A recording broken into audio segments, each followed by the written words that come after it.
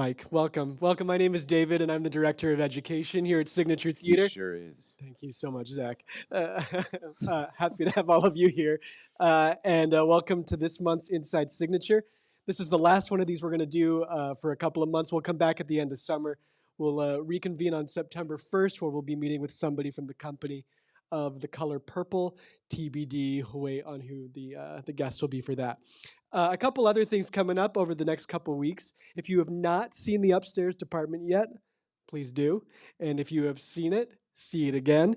It closes on June 12th. It's a fantastic show. I've seen it twice, and I find it to be a really cathartic experience.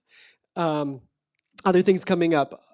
June 18th at 2 p.m. next door in the Max Theater, we have the Overtures Showcase. If you're not familiar with Overtures, Overtures is a 2-week training program that we do for college students and recent college graduates. They, in the 2 weeks leading up to that showcase, are in class 11 hours a day, 6 days a week. And the climaxes with That's this. too much. It's way too much. It's mean, but they pay us to be mean to them like that. So amazing. Right. So yeah, many have. Pretty good deal then. Yep. And excuse me.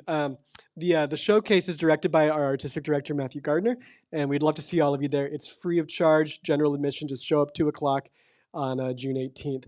The last thing that I want to bring to your the forefront of your minds, coming up, Broadway in the Park at Wolf Trap, June 24th. This is becoming something of a tradition. See some Broadway favorites and some signature favorites doing a concert outdoors at Wolf Trap.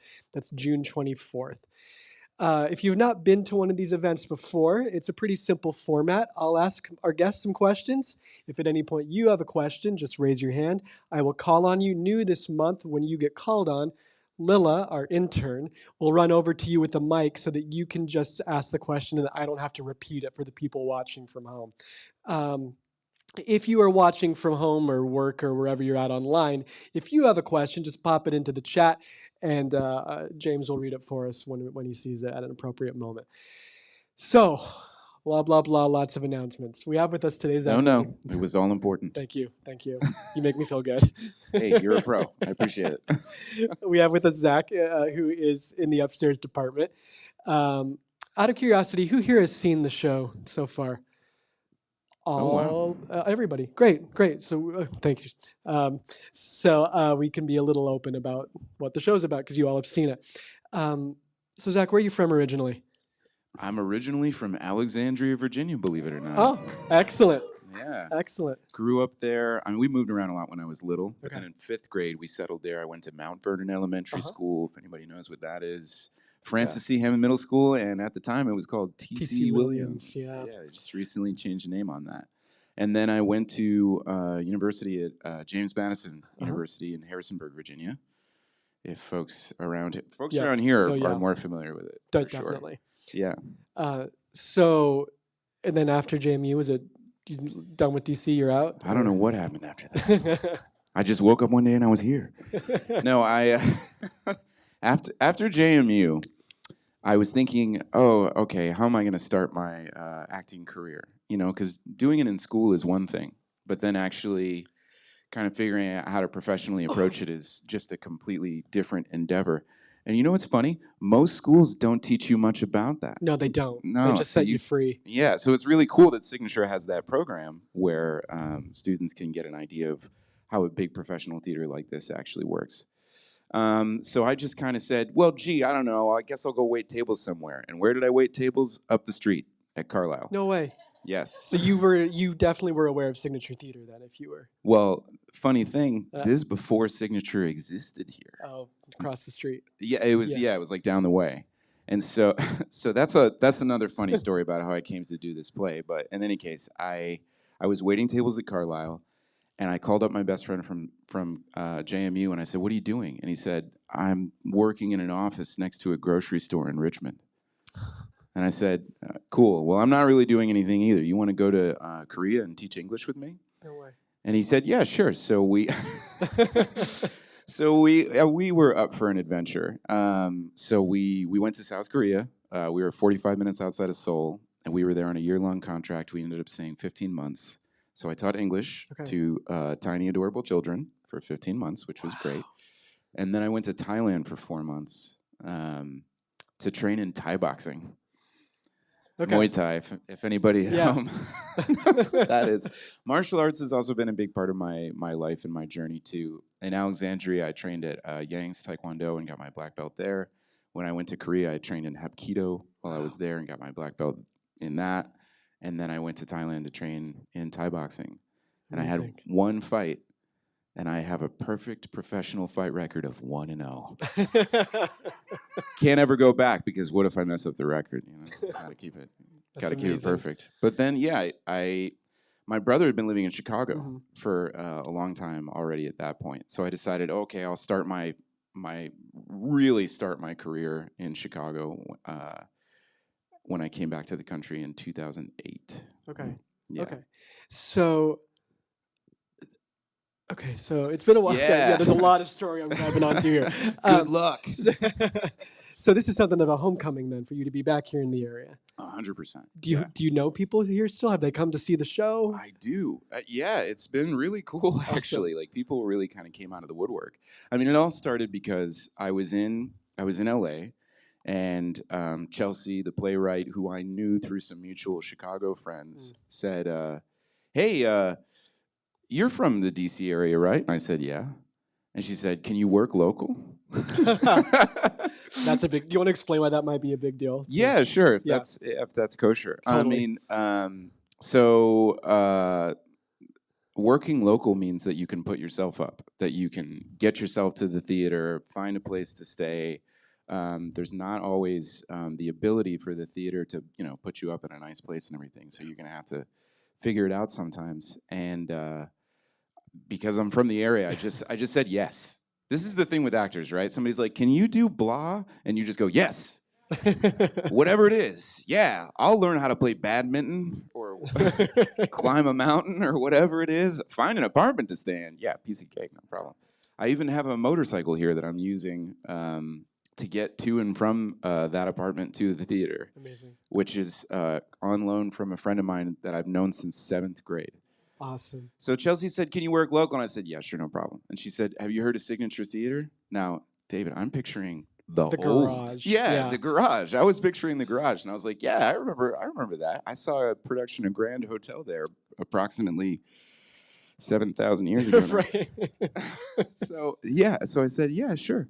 She said, "Well, they commissioned me to write a play, and you should audition for it. She's the writer, not the director, so she can't just give me stuff." But she was able to put my name in the hat, as it were. That's great. To audition for it. So it's been really cool to come back. I've had a bunch of friends from high school come out to see the show. Some college friends came. Just the other night, last week, I had something like 8 people all show up from middle school and high school. That's awesome. And some of these people I hadn't seen for, over 15 years. And they came to see the show. And they had a great time. And they had great feedback. And some of them were people even from, that I had done high school theater shows with at TC. So it is really cool to see it come full circle. It's a privilege, honestly. Yeah. It's a privilege to be here. This is a beautiful theater. This is a beautiful community. And to be welcomed back, with open arms into an organization that I've always admired and have always wanted to work with. I mean, it's just an absolute pleasure. Have you been to the Carlisle since you've been back? You bet. Yeah, good. I wasn't going to miss out on that ribeye. Oh, man.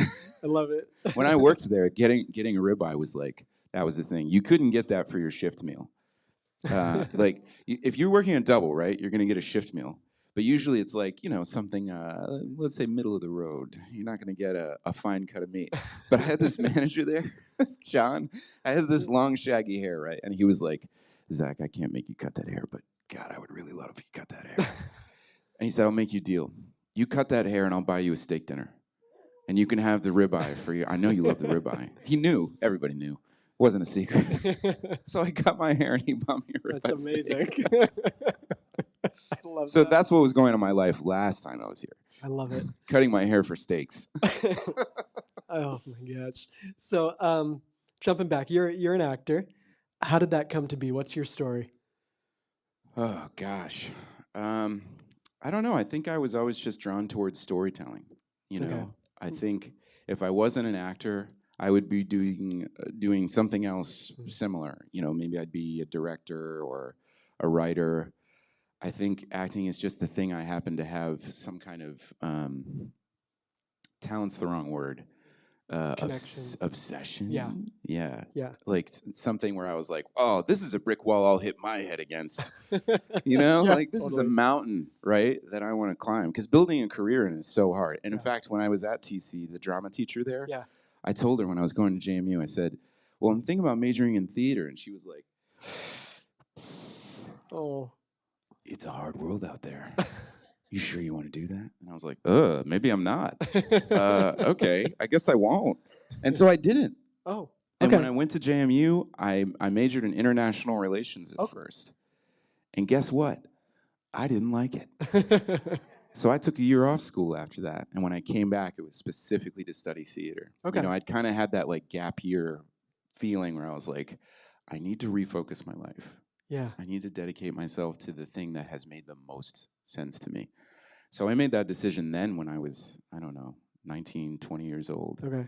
And everything has just kind of followed from that. Amazing. Amazing. And when you were a little guy, like, were you the kid doing shows in the backyard, or were you class clown? How was the actor manifest in you as a little kid? I think I was just really annoying, you know? Yeah. Just super annoying. Just, oh God, the attention this kid needs to live.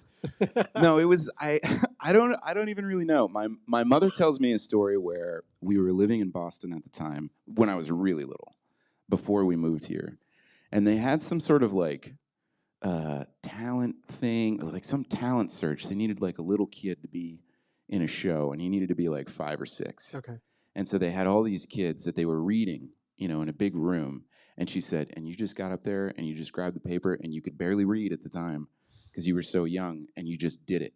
And you had more confidence and more, I don't know, whatever it is, than any of those other kids. But it didn't work out with your school schedule, so you didn't get to do it. Sad. Yeah, but apparently I had some kind of shine for it, you know, totally. at a young age. So Who were the actors you loved growing up? oh wow, Harrison Ford. Yeah. Harrison Ford is like the prototype for me. Star Wars was it for me. I said, this is the coolest guy ever. And if I can do anything that's half as fun as that, then I'm definitely gonna do that. And that is, but you know, then I got into like theater and stuff like that. But what made me go to LA? Yeah, what made me want to do movies and TV was seeing the Lord of the Rings movies, believe it or not. Totally. So Viggo Mortensen, if y'all, I assume people know who he is, and his career since then has been fascinating. Watch A History of Violence. Watch the Cronenberg movies that he's been in. Those are really good. So those were big touchstones for me growing up, for sure, especially Harrison Ford. Yeah. Yeah. Any questions from our audience so far? Nothing. That's totally fine. So you went to school. Next time he asks, y'all better have something right. Yep. Oh, please. Thank you. You pressured her. Yeah, I'm like bullying them to ask me a question. Could you show us a Thai boxing move? Oh my gosh. Yeah, Your probably. Your call. I mean, okay. Well, so the punches are like Western boxing, but then the kicks are a little something different. Do I need to move? So no, you're fine. Okay. No, you're fine. I'm just gonna do it like really close to you. It's gonna be fine. So like, you know, like jab, cross, right? So that's all normal stuff. But then Muay Thai and sorry, the folks at home are gonna have a hard time hearing this, but so Western boxing stance is kind of like this, and sometimes dropping your hands like that. But Muay Thai is more straight up like this, keeping that lead leg up because you're gonna raise it to check kicks. A lot of the Muay Thai weapons are kicks, and a lot of them come low, like this. So it would be something like jab cross, and then he comes with a kick, and then I block it, step back, and then drive a knee into his chest. If that reads, folks at home, people watching this on the webcast, you're like, what the heck is going on? I love it. Thank you. Any other questions? Okay. So you went to JMU and then straight to Chicago, you said? Straight to Chicago. Okay. Yeah. And I just jumped into the theater scene. It's a great Chicago. scene there. It is a world-class theater scene. And I would really encourage, especially folks here or folks at home, if you're big theater goers and you get a chance to go to Chicago, go and check out what shows are going to be playing while you're there. It's a really great training ground too for a lot of actors. There's a ton of great Midwestern theater programs that kind of like, they just keep supplying the city with this continuous glut of talent.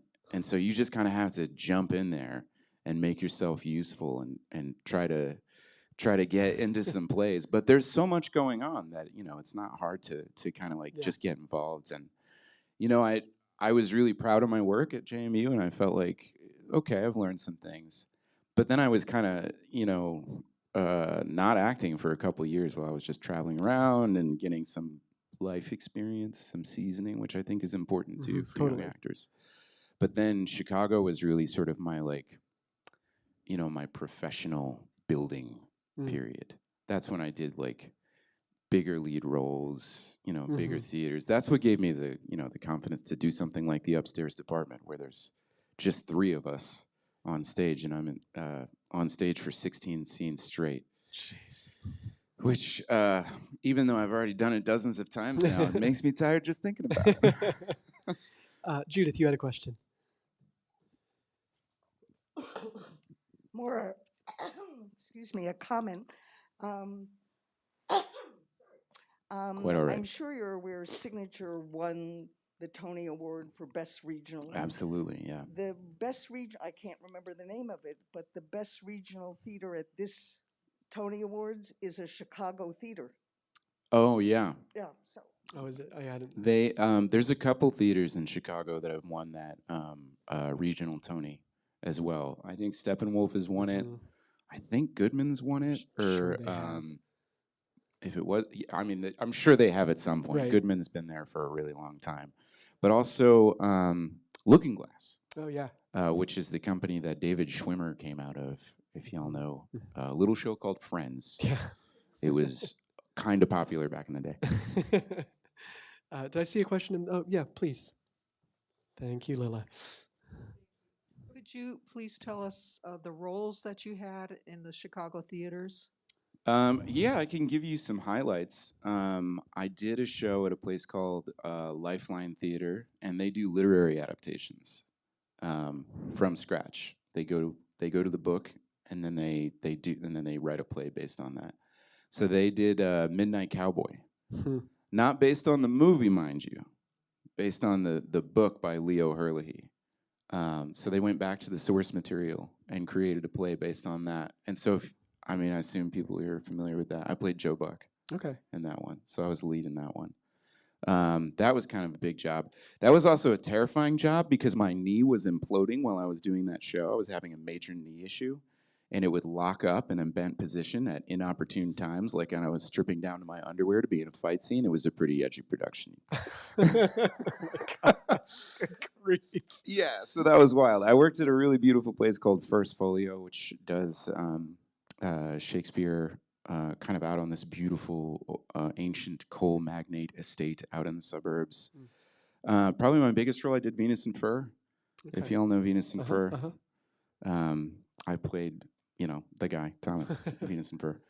And those were probably some of the... Oh, my very favorite one, though, I have to tell you this. This was a bucket list role, was Christian in Cyrano. Oh, yeah. And that was the last role I did with a company called Boho in Chicago. And that was like, anytime I get to do sword fighting, because the stage combat stuff is kind of like the synthesis of my martial arts experience and my acting stuff. So I look at all of that as just another, kind of poetic language to use to tell a story. And the guy directing that was a guy that I had been in a show with a few years prior, which was super fun because we already knew each other. And the guy we had playing Cyrano was, he was amazing. He was so good. He won, here you have the Helen Hayes Awards, and in Chicago we have the Jeff Awards. And our Cyrano won Best Male Actor Jeff Award for that, so the equivalent of the Helen Hayes. And I got to act with him every night, and he was a treat, and it was so great to be there. So anything where I can swashbuckle, always a hit. always feels good for me. But just, anything that's like a great narrative. Go for it.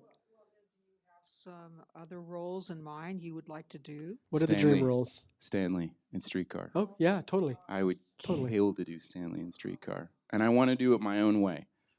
And I'm not gonna give away any spoilers on what my way would be, because somebody at home who works for a theater needs to produce that and cast me, and then you'll find out exactly how I'm gonna play Stanley. But I promise you, it's gonna be really cool. I love it. I hope. Judith, please. Did you ever work at the University of Chicago's Court Theater? I have not worked at Court Theater. You're getting the Tony Award. It's Court Thank you, that's Judith. getting it. Well, I mean, well deserved. Wonderful place. Really great people. And they do such good work. Some of my favorite plays that I've seen in Chicago have been at Court Theater. I've auditioned a couple of times. The regional theater market is kind of funny. Sometimes you're a little bit more of an attractive hiring prospect if you are not in that city. Like in Chicago, there's like a smaller cabal of, well, that's kind of a sinister word. Let's just say there's kind of like an A team in Chicago, right? And like when I got there, I was so young and just like kind of getting my feet wet that I never felt like I was like really there, I've always had like a little bit of a chip on my shoulder about stuff like that.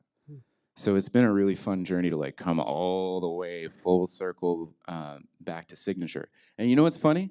Now that I'm here, now all these different theaters want me to audition for stuff. Yeah. Welcome home.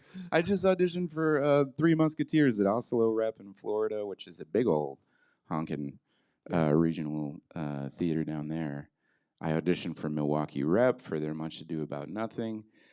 If either of those theaters are watching at home, I'm available, so hit me up. But yeah. Thank you. See? Look, the reviews are great.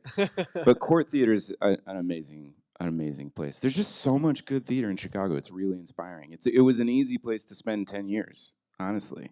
I was there for a full decade before I was like, okay, now I'm going to just change it up. Yeah. Try something else, go to LA. Totally. So for the people, everybody here has seen Upstairs Department, but maybe somebody at home hasn't yet. What's the story? What's Upstairs Department about? Well, the official log line is that it is a comedy about grief. Yeah. Which is true. It really is that. I mean, it's funny and it's poignant. Yeah.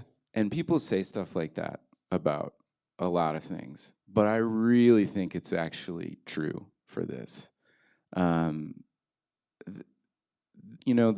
It does address the last few years of everybody's lives in a way that I feel like a lot of TV and film, especially right now, is trying really hard not to do that. Yeah. They'll be like, oh yeah, this is a current modern day thing, but nobody's wearing masks and we're not talking about it. We just want to just kind of pretend that it's not happening.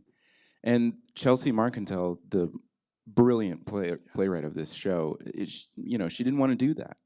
And so I think when you come to see the Upstairs Department, you can expect just like a real human story about actual, working people that you might meet on the south side of Chicago, dealing with the real, actual world that we're in.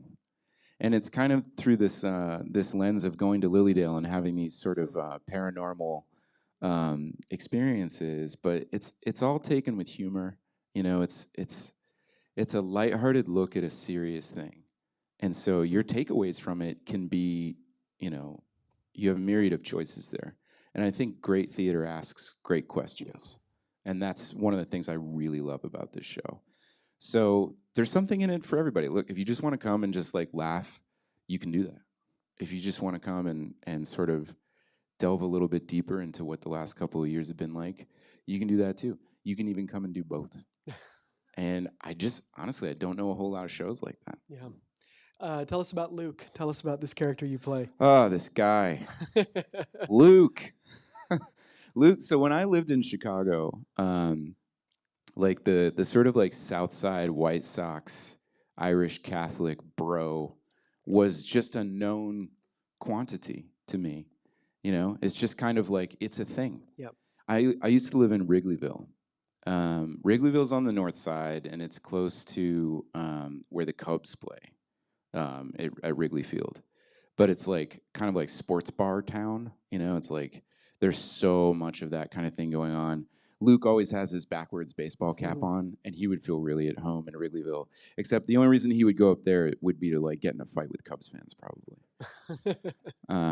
I think Luke is a guy who approaches everything earnestly and honestly, and he might make fun of something or have a laugh about something, but one of the things that really attracted me to him is that even throughout turmoil and tragedy and a lot of really weird things happening in his life, he kind of always sits there and goes, okay, what am I going to do about this? How can I get through this? There's got to be some way to fix this problem. And he always looks at things in this really earnest, forthright, non-cynical way. I think it's Colleen's job, the sister character, to be more of the cynic. But even in my circles of friends, people call me an optimist. Okay. I don't think I'm an optimist. I honestly don't think I am. But I am bullish. I'm bullish about the possibilities, about the future. I think good things can happen. I really believe that. And Luke believes that too. And I think that's like, maybe that's what Chelsea was thinking when she was like, you should read for this. Wow. I don't know. I mean, there's nothing like especially backwards baseball cap about me. The aesthetics of it are like one thing, right? But I think the worldview and the outlook and the attitude are something else. Herschel. When I was in college, the actors took fencing. Right. Since then, I've been told that learning how to fence is not a good way to prepare for fencing on stage. And I would imagine this same is true of boxing and martial arts. So yeah. could you comment on the difference between... Absolutely. Yeah, I mean, I think, when I came to Chicago, I had very little stage combat training, right? I just had regular combat training. I knew how to hit people for real, which, as you alluded to, is not necessarily the most helpful. You need to be able to recontextualize that and modify a lot of that, the general kind of technique. The very first show I did in Chicago was this like brutal play where I played this it was like this dystopian hellish future where I was some sort of weird prison guard that was constantly beating people up with this stick. It was really dark, but we had a great fight choreographer. Okay. And I told him, I was like, I really want to learn this stuff, and he said, okay, I'll teach you. And so he worked with me and a buddy, basically just the three of us for the next 6 months, and he taught us all the different weapons. And you're right, actual fencing, like competitive fencing, is a sport, right? So it's the goal of it is to win, and the goal of it is not to create an illusion for the audience. So it's really about how can you turn something with a very different goal into a narrative, piece where we're just showing you the story rather than actually following through. Exactly. Yeah. Thank you, Herschel.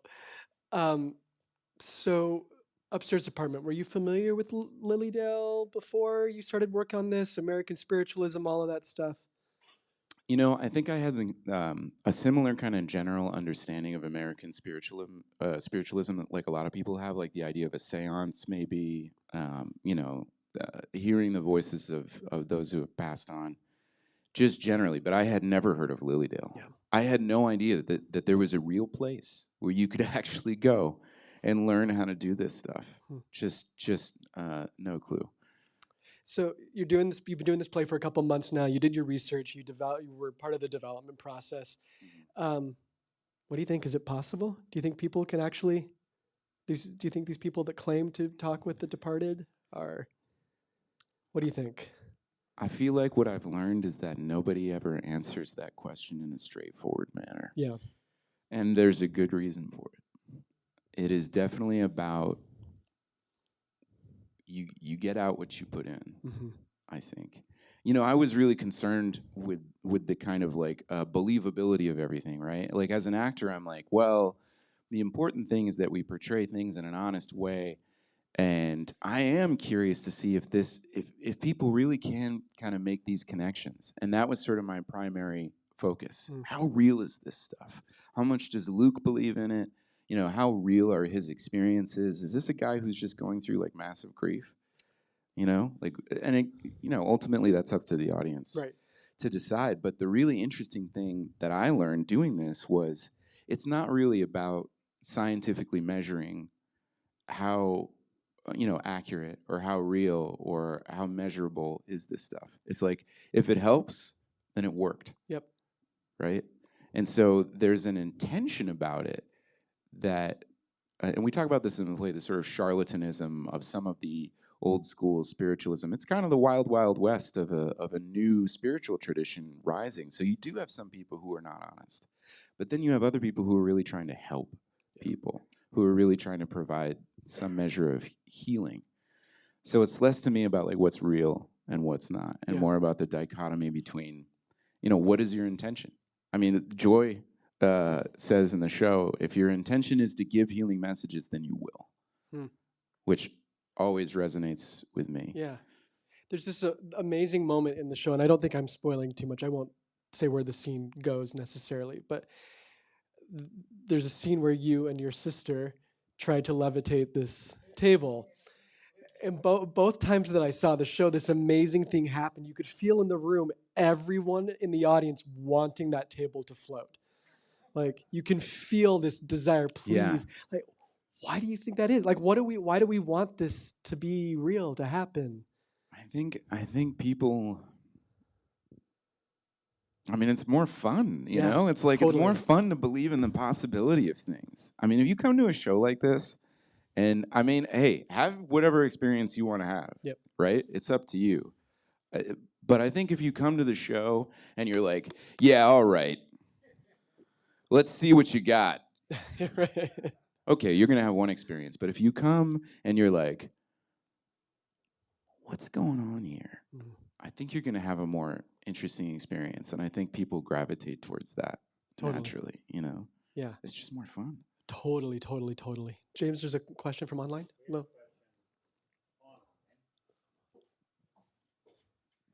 So our question is from David online, and he asks, what was it like to work on a first premiere production? Were a lot of changes made during the rehearsal process? Bananas. Tell us your whole journey with It this was piece. bananas. Yeah. I mean, I read, one version of the script before we got here, before we started rehearsals in the beginning of April. And a day before I got on the plane, Chelsea texted me, and she said, hey, I just emailed you a new version of the script. There are some changes. You might want to take a look. She texted in that voice. Isn't that crazy? I can't believe it. So I opened up my email, and that was the first version of the script that had that, well, this isn't spoiling too much, but there's a 2.5-page monologue towards the end of the play. And I didn't even see that until I was on the plane to come here. So you kind of have to be ready to roll with it. And I think that's a big part of putting together the team for a process like this. There are some actors who are more interested in doing the new play process, and there are some actors who are less interested in doing the new play process, because you have to be flexible. You have to be malleable. You're committing not just to a character and a director's vision and a script, you're committing to being part of a group that's finding all of that together, which I love. I think that's super fun. And it's like always a great opportunity to do that, because it doesn't always work that way. Right. You know, when you're doing Venus and Fur, right? I'm up there and people are like, maybe they saw Hugh Dancy do it on Broadway, and they're just like, huh, he doesn't look like Hugh Dancy. Right. You know, or whatever. Right. I don't know. It's like the experience of the audience watching it is very different, and the creative process can be a little bit different too. But it's challenging, but I think it's super fun and really rewarding. And there were a lot of changes during previews too, weren't there? There were a ton. Yeah, I mean, I have to say that like I was spared a lot of that. I think Joy got the most changes. And Joy really does a little bit more of like the exposition and kind of explaining things. But the script, the ideas were all there. The characters were all there. The major arcs were all there. It was really a matter of kind of arranging the dominoes in the right order. Like we played with the order of some of the scenes a little bit. I remember we changed the order of 2 different scenes for a preview one night. They were just like, hey, we're just going to swap those 2 scenes. And luckily, it was not scenes that I was in, but I just remember being like, oh, man, challenge level 11 out of 10. Love it. Please. And then Carol will be next. Was the line about why aren't you rich always in the play? Was that in the first draft we started with? Yeah, I think it was. Yeah, if you're so smart, why aren't you rich? Oh, yeah. Yeah, that was always in there, but I think we might have. I don't know if it was always in all. I don't want to give too much away. Yeah. I don't know if it was always in all of the scenes that it's in now. Yeah. If you know what I mean. Yep. But that idea was always there, and like this father character as kind of having this like salt of the earth, kind of a working man's wisdom. That was always there. Thank you. Carol. As an actor, I know that you have to have loads of monologues up your sleeve. And I wonder whether you might be using this monologue in the future for an audition purpose. That's a great question. It's a very long audition piece. But yeah. It's like, settle in. Right. I've got 3.5 minutes. That's funny because I've never timed it. So yeah, normally for an audition monologue, you want something that's like a minute, maybe something like that, and you're really only using them for theater. Yeah. I'm never using them for film or TV auditions, which are a totally different beast and harder in some ways, to be honest. But yeah, this monologue, I thought about that, and I was like, if I take it out of its context, is it gonna, is it gonna ring true? Is it gonna fly?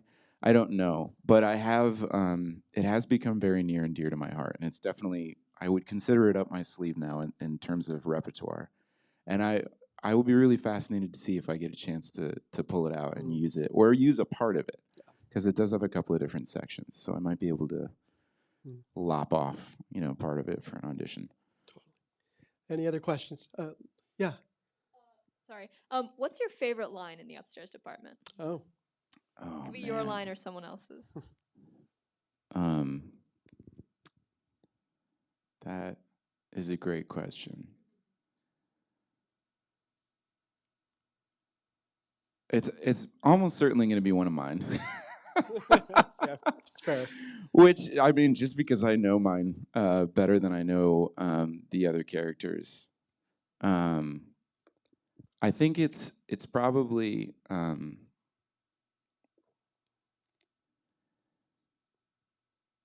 Wow, it's like, if I pick one from a later scene, then I'm like maybe giving something away. The Phil Collins bit in the first scene, let's just say that's top 5. That's not giving away too much because that's in the first scene. Luke is making this extremely earnest case about why Phil Collins wrote the song In the Air Tonight. He has a really wild idea about why that happened. And like, you just got to come see the show. But I mean, I think it goes back to like anytime Luke is like absolutely convinced of something that is, to me personally, Zach Livingston, complete nonsense, that's the most fun. Because then you really have to sell yourself on that to make it true and make it honest. Rehearsal, please.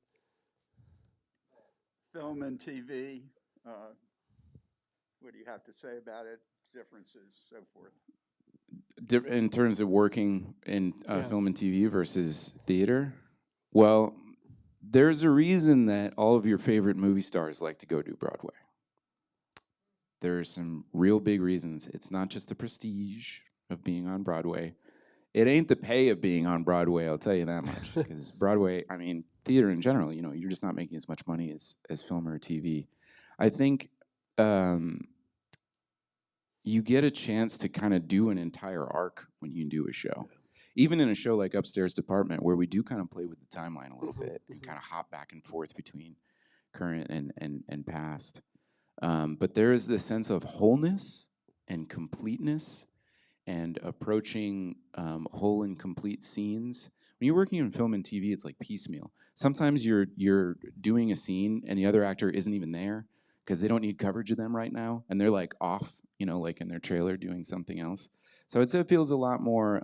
It's easier for it to feel more natural, I think, when you're doing theater, which can be a more cathartic experience for the actor. That's great. Please. You've both done a good job of explaining why people who haven't seen the show might want to come and see it, but you've only Oh, good. but you've only kind of briefly alluded, I think, to another reason, and that is the show is in this theater, which I guess is clear enough, and for the whole show, I'm sitting as close as I am now to you all, which is Oh, 9 yeah. feet or something. It really makes for a Yeah. great experience for the audience. I mean, to be that close to Yeah. the people who are working. I mean, it's very intimate and really, I mean, it's just engrossing being so close to Yeah. what you and in the round. And Yeah, that took a lot of getting used to as well. I've worked in the round before, but it's been a long time, and I don't think I've ever worked in the round where the audience was like this close.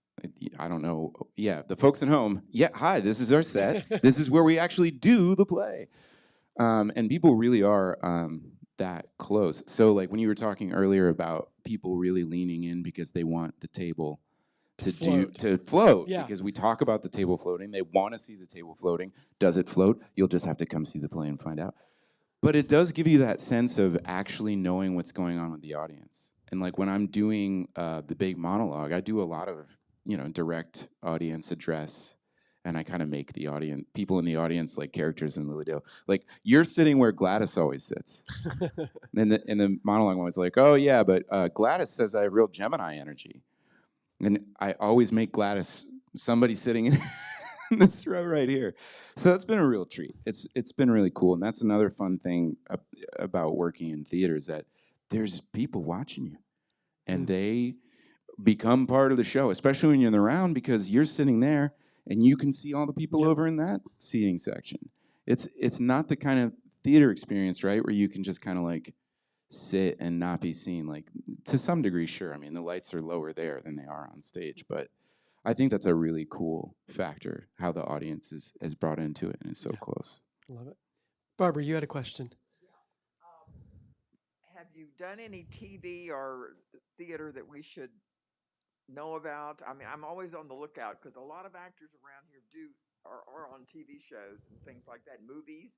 And also, this is a totally ridiculous question, but you mentioned the Jeff Awards and comparing it to the Helen Hayes. What are the Jeff Awards? I mean, who is Jeff?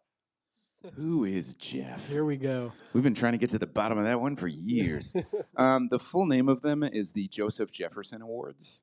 And Joseph Jefferson, I don't know who that guy is. I feel like I knew that at one point and then forgot it on purpose because I was sick of caring about awards.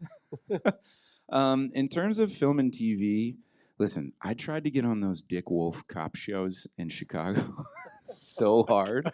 I got so close so many times. I can't tell you how many times I made it to like the director session. The last time was right before I moved from Chicago, and I had hair down to my shoulders, and I was constantly getting these auditions for Criminal of the Week on either Chicago Fire or Chicago PD. And I had this really great audition. He was one of these guys like who runs a pawn shop or something, and the cops show up and they're like, well, give us, it's me, Jason Beggy. Give me the information on the guy, or we're going to bust up your stuff. And my guy was like, why should I talk to you? You're cops, like that kind of character. And the audition was going so well because I had already read for these procedurals so many times. I was able to just have an out-of-body supernatural experience and just float above my body and watch me doing the audition. And Eric LaSalle was there because he's an executive producer on all those Dick Wolf shows now. And he was just, we finished it, and there was like a silence in the room. And that's how you know you did a really good job. If you do an audition, everybody just goes afterwards. And I saw Eric LaSalle back there, and he was going. And I just wanted to grab him and be like, Mr. LaSalle, I've been here for 10 years. I've been here the whole time. Guess what? Still didn't book that one. So I don't know. Yeah. I'll let you know when that TV thing happens. The most fun film experience I did recently was I don't know if folks at home know what looping is. Looping is the background voiceover for films and TV, and they put together something called a loop group. And so it's like the two main characters in the restaurant are having a conversation, but there's a bunch of other people in the restaurant, and you need that kind of background chatter for all of them. So I've done that for a couple of movies. Voiceover has been sort of like my main actual artery of business for the last few years. I did a bunch of commercial voiceover. I was the voice of Aleve in 2018, all day strong, all day long. That's amazing. That's amazing. But I did background voices for that Nick Cage movie Pig, Oh, okay. which I don't know if y'all saw that, but I'm a bunch of people in Pig, yelling, having all kinds of conversations. There's this really awesome scene actually in a restaurant where he's like, it's like the best work I've ever seen Nick Cage do. And I had to come up with like 7 minutes of like background chatter for two of these guys at a table behind him. Wow. Yeah, so there's a lot of random things. Check out my website for more, zachlivingston.com. Thank you. Any other questions? Yeah, please. Have you ever done stand-up?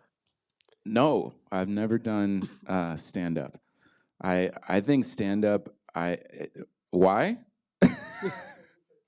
Oh, thank you. That's really kind.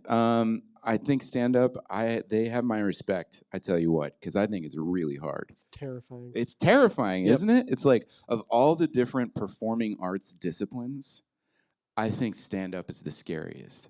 Because like when we do the upstairs department, it's a comedy, right? There are jokes in the show. The audience is a little different every time. Sometimes the audience will laugh at one thing, but not another. And then the next night, it's flip-flopped, and they'll laugh. But it's fine. You know, like it's all valid. When you're dealing with real people in the audience, really watching a show, you don't know how it's going to affect them, you know? And so you kind of have to like roll with that energy. But that's not how stand-up works. You either get the laugh or you're dead. That's what it feels like anyway, right? Yep, Like the totally. pressure is like immense in stand-up. And you have to write funny stuff. It's just like from scratch with no starting place. Oh my God, it's terrifying. It's like the actor's nightmare for me to do stand-up. Where it's like you either get a laugh or it's like crickets. Oh my God. I'll let you know if I ever feel like I've graduated to that level. For now, I'm going to keep letting Chelsea write all the jokes Yep. for me. I love it. Judith, please. Have you ever done musicals? Oh, Yes, yeah. You should keep your eyes out for a musical that world premiered here, written by Dana Rowe and John Dempsey, called Blackbeard, because you could swashbuckle it's a pirate in that musical. one. A pirate musical? We sure did it. Blackbeard. That exists? It does. Thank you for that. I will keep an eye out. At TC Williams, I played Danny Zuko in Grease. Amazing. Yeah, I can see it. I can see it.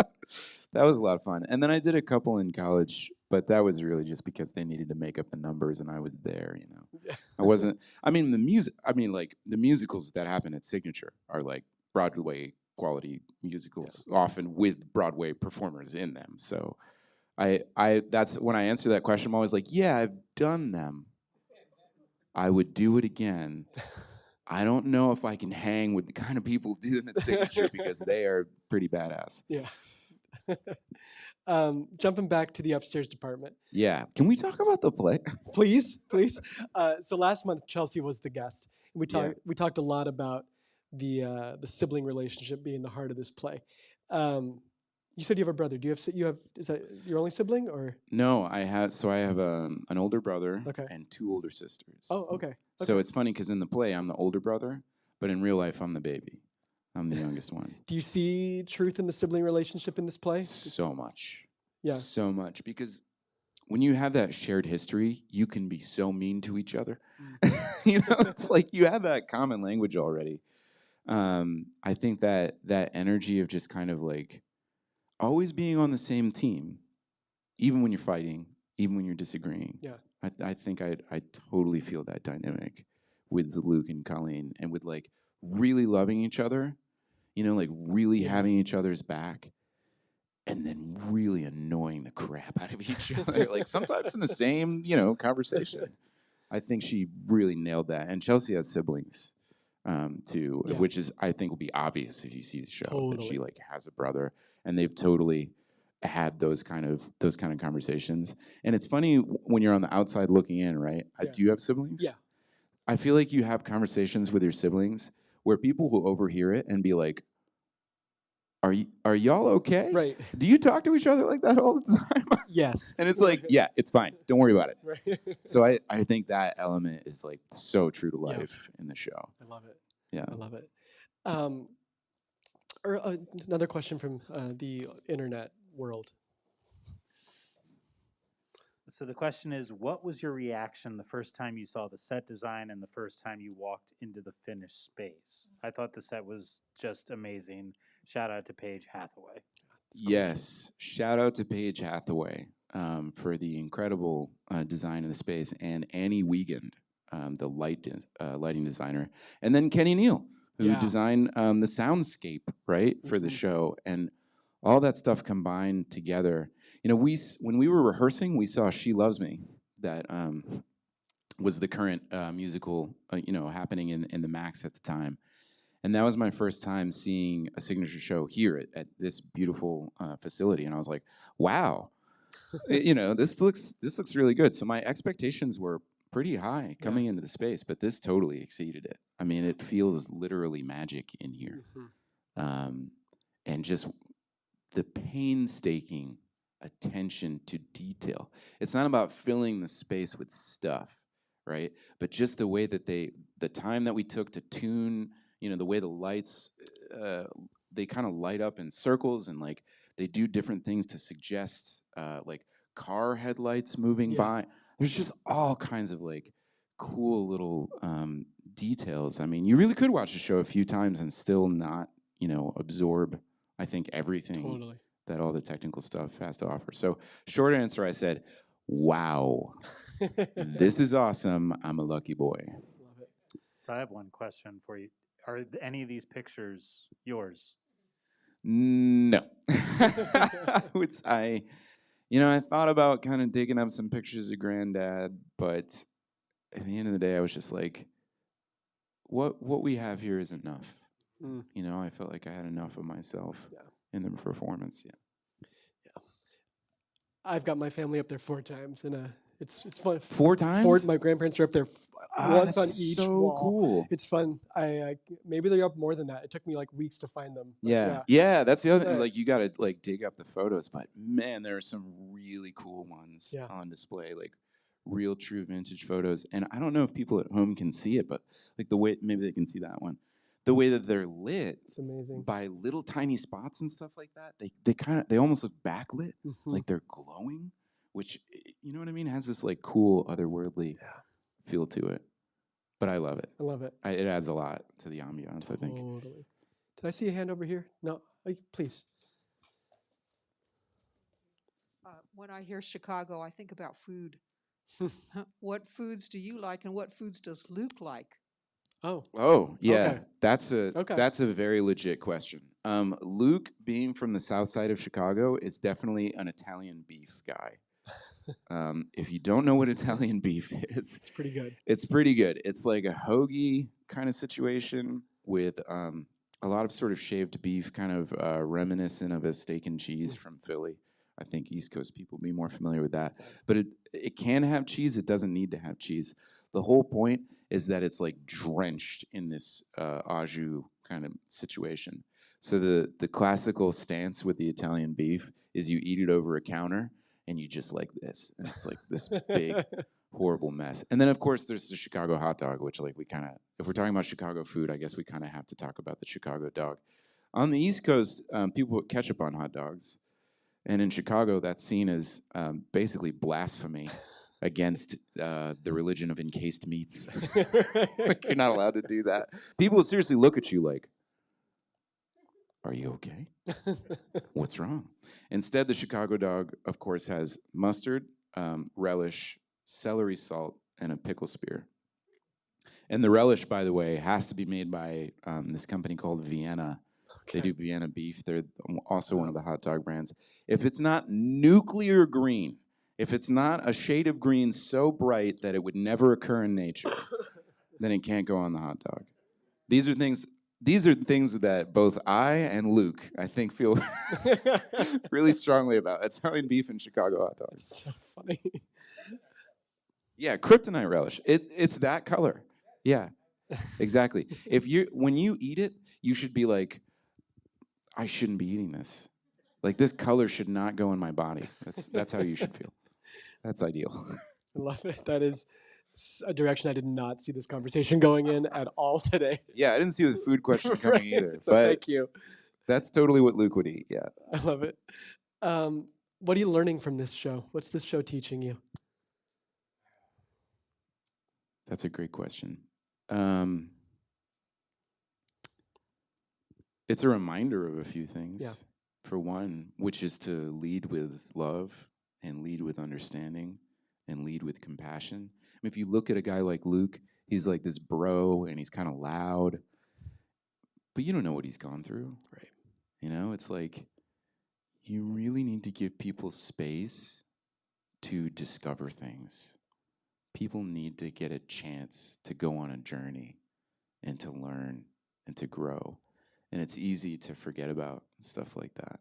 But I think the show really reminded me of the power of just supporting people as they go through what they're going through, especially now, especially the last few years.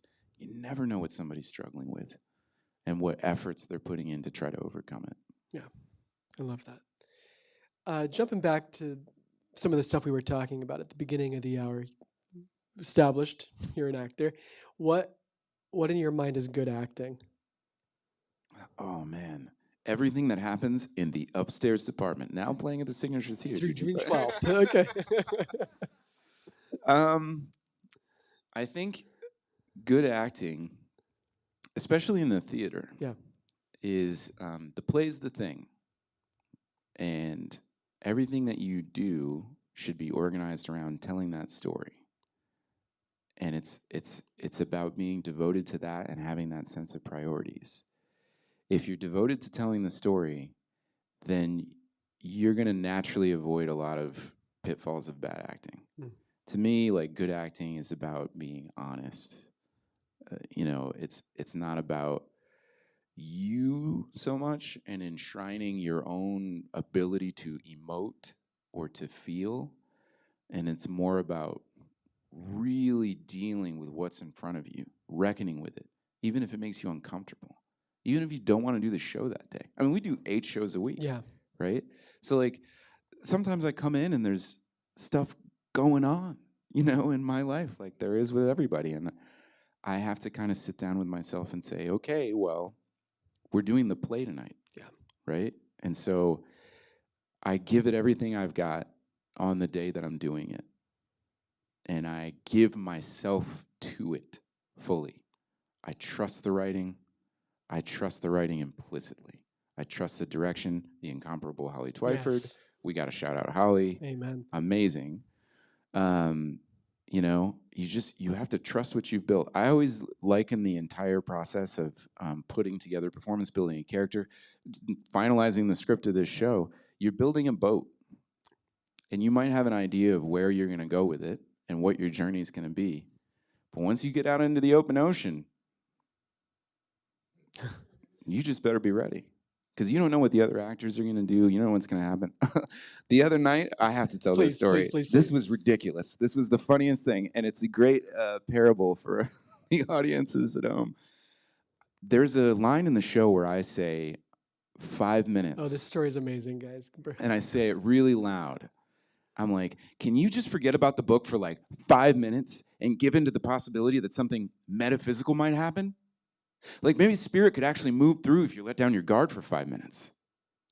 So that's like a little preview of the kind of dynamic I have with my skeptic sister, Colleen. So I'm over there when I'm saying it, right? And there's somebody sitting over there. And I said, can you just forget about the book for like 5 minutes? And I heard Siri on somebody's phone go, okay. I'll set a timer for 5 minutes. And I was so in the scene that I kind of had like one lobe of my brain pointed at that. I kind of heard it, and I was like, like in my mind, I'm like, there's no way that just happened. I've been doing theater for a long time. I'm older than I look. Well, I hope. I hope that I'm older than I look. But I've been doing this for a long time. Yeah. I've never seen that happen. That's wild. And so, meanwhile, Annie, who plays Colleen, has their back to the audience member. So they didn't even, they're just hearing it come, and they're just like, and they kind of like looked up. And I was like honestly, it was so funny. It was so weird. It was just like, I just never expected that. You expect a phone to go off, right? Or like a text or something. Or, sometimes, in terms of somebody's text just went off. That's hilarious. In terms of accessibility, sometimes maybe an audience member, might need to get up. Like maybe they need something. It's all good. It's all okay. It's all fine. Like there's real humans watching the show. You gotta deal with that as an actor. But I never expected to hear Siri say, let me start a timer for 5 minutes. So we got through that moment, right? And I was like, okay, cool. I mean, surely they turned off their phone after that, right? Well, I tell you what, we found out exactly how long that scene was, because it was exactly 5 minutes. Because at the end of it, the timer went off at the very end of the scene, just as a climactic moment, saying the last line. And it's like one of those scenes where like the last line really hammers the point home, like bam. And then the phone went, and I was just like, you got to be kidding me. But what could I do? We were in a blackout. I had to move chairs. Right. We had to move on with the show. And then there's I don't know if I'm quite on Miss Lupone's level. Yeah, I feel like I need to earn. I need to stick around in the theater for a little bit more before I can kind of like blast people like that. But I also think it was an innocent mistake. Totally. I mean, Patty Lupone was nuking that guy for not wearing his mask properly, which, hey, I get it. I totally get that. That's a safety issue. But this poor lady, you should have seen her. She's got her phone out. The timer's going off. The screen's flashing. The usher's over there. This is all in a blackout that's like 10, 15 seconds long. He's trying to help her turn off the phone, and I was over here just moving a chair like, oh, God, I hope that's done by the time the next scene starts. Wild. Yeah, supernatural. Right. Yeah, Luke's dad enters the play via Siri, somebody's iPhone. Wow, unbelievable. Yeah, it was a wild day. It was a wild day here at Signature Theater. I love it. We're just about out of time. To conclude, earlier in the conversation, you talked about acting being your brick wall you bang your head into repeatedly. Yeah, that makes it sound like such a downer. Sorry, folks. It's way more fun than that. Yeah, I mean, that's my question is, what does the brick wall give you? Like, why acting? What does this give you that nothing else does? Wow, that's a really good question. I mean, I do think like this is like the place in the storytelling process where I really thrive. Completely. It's like I get the best work out of myself by fully committing. And when you're an actor, you really, really, really have to fully commit. You can't just dip a toe in. You can't just make up the numbers. You can't just be there. And in everything in my life, I mean, and that's what I appreciated about martial arts too, and about fighting, is like you need to be like 1,000% focused and there. And it's this like beautiful juxtaposition where people are like, well, the good acting is like you have to be a good liar, right? Like you have to, like some people think that. It's like a common idea that I think it's like kind of bandied around. But good acting is about finding the truth. Right. It's about finding the truth in these circumstances, finding the truth in these stories that resonates with people, including in a comedy. Because it's funny because it's true. Right. Right? And so what a beautiful little home for me to have in like kind of the original human endeavor, which is storytelling. I mean, that's what separates Homo sapiens from like Neanderthals and the other stuff. I've been reading this book called Sapiens. Okay. And it's about how Homo sapiens became the dominant form of human life. There were other kinds of humans when we came along, but their language did not have the ability to contain abstract concepts. They could say things like, there's a lion in that bush, but they couldn't say things like, the lion spirit is protecting our tribe. Right? And so the innovation of Homo sapiens is narrative storytelling. And acting for me is like, that's my home in that tradition. I love it. Thank you so much for joining us today. Absolutely. It was a pleasure. Thank you. And thanks to all of you for joining us today. We look forward to seeing you back again to see the upstairs apartment 1 or 2 or 12 more through times. June 12th. And then we'll see you all back on September 1st for the next Inside Signature. Have a good summer, everybody. Thanks, everybody.